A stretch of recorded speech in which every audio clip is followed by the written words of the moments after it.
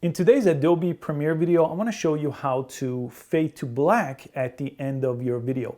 I also want to show you how to dip to black between two different clips. You could actually fade out to black in one clip and then fade in from black on the next clip. It's a great transition. And this has been the same on Adobe Premiere for the longest time. Over 10 years, it's the same process. So it doesn't matter when you're watching this or what version you're using, it's always the same. There's always a free trial link in the description below all my videos. Let's jump in and fade to black on Adobe Premiere. Here on Adobe Premiere, make sure you go to Windows and Workspace and change yours to default editing so you're looking at the same thing that I'm looking at here. And let's go to the end of your clip. You want to make sure you could see the end of your entire project. And next, we're going to find the Effects tab. Now, if you don't see Effects, come up to Window again and make sure Effects is turned on. There's a check mark here, so it will show up over here. Next, we're going to go to the search box and type in dip to black. And this is the dissolve dip to black that we're looking for. Now, all you have to do is grab dip to black and you could go ahead and drop it here. Just drag and drop to the end of your clip. Now, if I go further back and press play, it's gonna dip to black.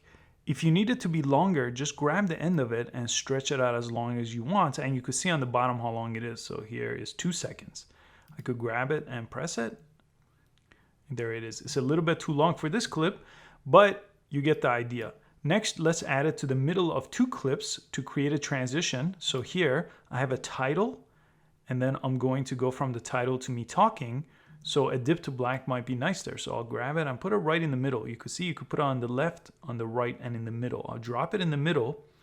If it doesn't fall in the right place, just click it and go to Effects Control up here and make sure alignment is center at cut instead of start at cut or end at cut. So you could see center at cut puts it right between the 2 different clips. So let me go ahead and press play. It dips to black and then dips out from black. Very useful. And you could also put dip to black in the beginning of your video to dip in from black. And that's nice fade in from black. If you get a little stop sign that is telling you can't apply it like this, you're either not aligned with the end of your clip or you need to restart your project. There are times where that might happen that will require you to start your project. And it's that simple to fade to black in Adobe Premiere Pro. Thanks so much for watching. Please give it a thumbs up and I'll see you next time.